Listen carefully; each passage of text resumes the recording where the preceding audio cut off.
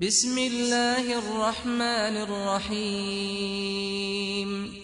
الحمد لله الذي له ما في السماوات وما في الأرض وله الحمد في الآخرة وهو الحكيم الخبير يعلم ما يلج في الأرض وما يخرج منها وما ينزل من السماء وما يعرج فيها وهو الرحيم الغفور وقال الذين كفروا لا تأتينا الساعة قل بلى وربي لتأتينكم عالم الغيب لا يعزب عنه مثقال ذرة في السماوات ولا في الأرض ولا أصغر من ذلك ولا أكبر إلا في كتاب مبين ليجزي الذين آمنوا وعملوا الصالحات أولئك لهم مغفرة ورزق كريم والذين سعوا في آياتنا معاجزين أولئك لهم عذاب من رجز أليم ويرى الذين أوتوا العلم الذي أنزل إليك من ربك هو الحق ويهدي إلى صراط العزيز الحميد وقال الذين كفروا هل ندلكم على رجل ينبئكم إذا مزقتم كل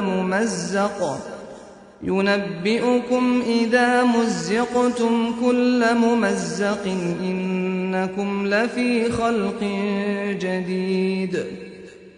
أفترى على الله كذبا أم به جنة بل الذين لا يؤمنون بالآخرة في العذاب والضلال البعيد أفلم يروا إلى ما بين أيديهم وما خلفهم من السماء والأرض إن نشأ نخسف بهم الأرض أو نسقط عليهم كسفا من السماء إن في ذلك لآية لكل عبد منيب ولقد آتينا داود منا فضلا يا جبال أوبي معه والطير وألنا له الحديد أن اعمل سابغات وقدر في السرد واعملوا صالحا إني بما تعملون بصير ولسليمان الريح غدوها شهر ورواحها شهر وأسلنا له عين القطر ومن الجن من يعمل بين يديه بإذن ربه ومن يزغ منهم عن أمرنا نذقه من عذاب السعير يعملون له ما يشاء من محاريب وتماثيل وجفان كالجواب وقدور الراسيات اعملوا آل داود شكرا وقليل من عبادي الشكور فلما قضينا عليه الموت ما دلهم على موته إلا دابة الأرض تأكل من سأته فلما خر تبينت الجن أن لو كانوا يعلمون الغيب ما لبثوا في العذاب المهين لقد كان لسبإ في مسكنهم آية جنتان عن يمين وشمال كلوا من رزق ربكم واشكروا له بلدة طيبة ورب غفور فأعرضوا فأرسلنا عليهم سيل العرم وبدلناهم بجنتيهم جنتين ذواتي أكل خمط وأثل وشيء من سدر قليل ذلك جزيناهم بما كفروا وهل نجازي إلا الكفور وجعلنا بينهم وبين القرى التي باركنا فيها قرى ظاهرة وقدرنا فيها السير سيروا فيها ليالي وأياما آمنين فقالوا ربنا باعد بين أسفارنا وظلموا أنفسهم فجعلناهم أحاديث ومزقناهم كل ممزق إن في ذلك لآيات لكل صبار شكور ولقد صدق عليهم إبليس ظنه فاتبعوه إلا فريقا من المؤمنين وما كان له عليهم من سلطان إلا لنعلم من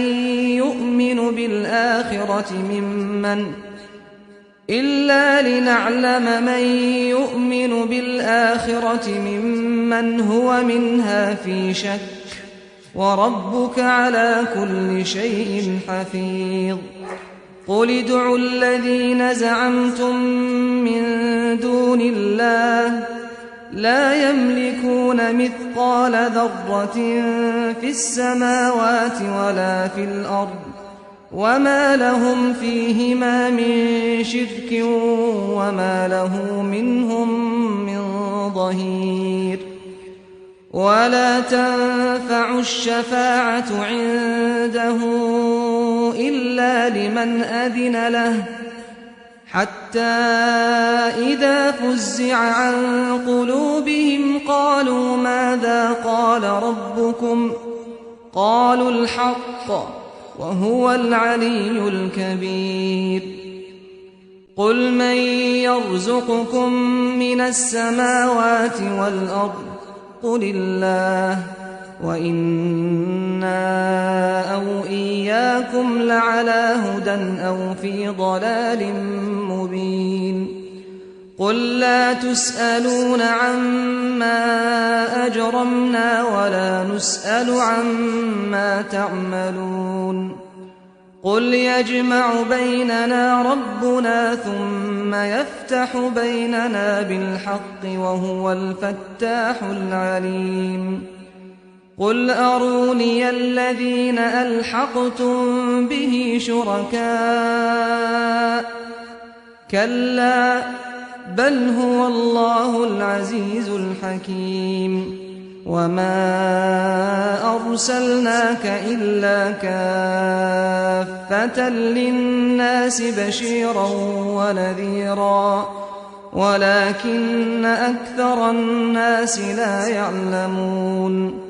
ويقولون متى هذا الوعد إن كنتم صادقين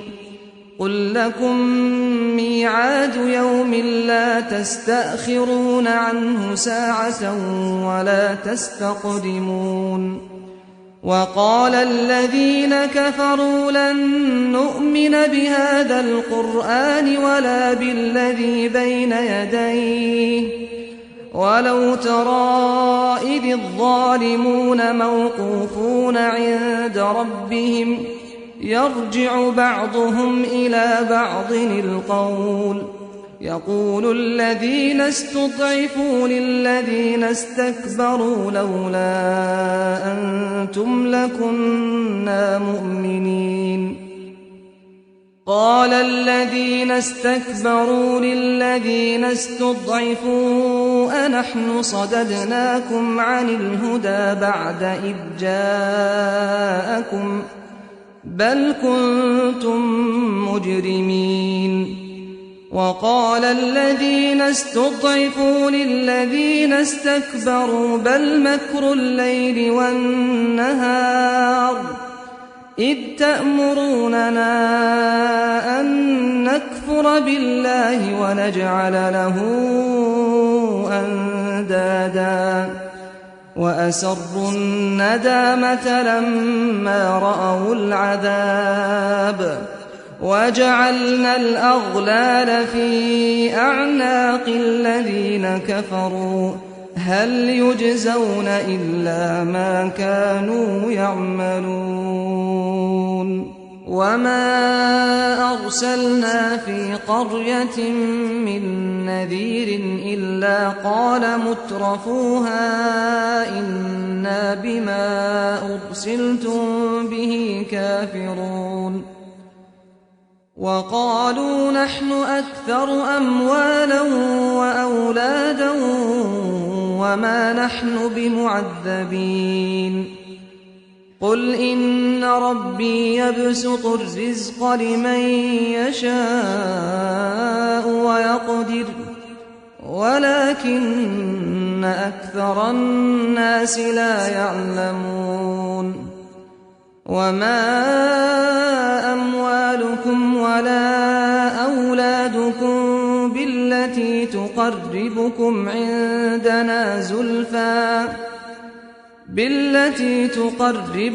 عندنا زلفى إلا من آمن وعمل صالحا فأولئك لهم جزاء الضعف بما عملوا وهم في الغرفات آمنون والذين يسعون في آياتنا معاجزين أولئك في العذاب محضرون قل إن ربي يبسط الرزق لمن يشاء من عباده ويقدر له وما أنفقتم من شيء فهو يخلفه وهو خير الرازقين ويوم يحشرهم جميعا ثم يقول للملائكة أهؤلاء إياكم كانوا يعبدون قالوا سبحانك أنت ولينا من دونهم بل كانوا يعبدون الجن أكثرهم بهم مؤمنون فاليوم لا يملك بعضكم لبعض نفعا ولا ضرا ونقول للذين ظلموا ذوقوا عذاب النار التي كنتم بها تكذبون وإذا تتلى عليهم آياتنا بينات قالوا ما هذا إلا رجل يريد أن يصدكم عما كان يعبد آباؤكم وقالوا ما هذا إلا إفك مفترى وقال الذين كفروا للحق لما جاءهم إن هذا إلا سحر مبين وما آتيناهم من كتب يدرسونها وما أرسلنا إليهم قبلك من نذير وكذب الذين من قبلهم وما بلغوا معشار ما آتيناهم فكذبوا رسلي فكيف كان نكير قل إنما أعظكم بواحدة أن تقوموا لله مثنى وفرادا ثم تتفكروا ما بصاحبكم من جنة إن هو إلا نذير لكم بين يدي عذاب شديد قل ما سألتكم من أجر فهو لكم إن أجري إلا على الله وهو على كل شيء شهيد قل إن ربي يقذف بالحق علام الغيوب قل جاء الحق وما يبدئ الباطل وما يعيد قل إن ضللت فإنما أضل على نفسي وإن اهتديت فبما يوحي إلي ربي إنه سميع قريب ولو ترى إذ فزعوا فلا فوت وأخذوا من مكان قريب وقالوا آمنا به وأنى لهم التناوش من مكان بعيد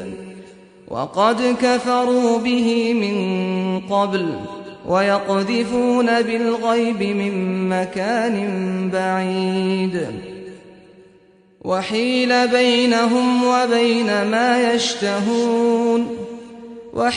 بينهم وبين ما يشتهون كما فعل بأشياعهم من قبل إنهم كانوا في شك مريب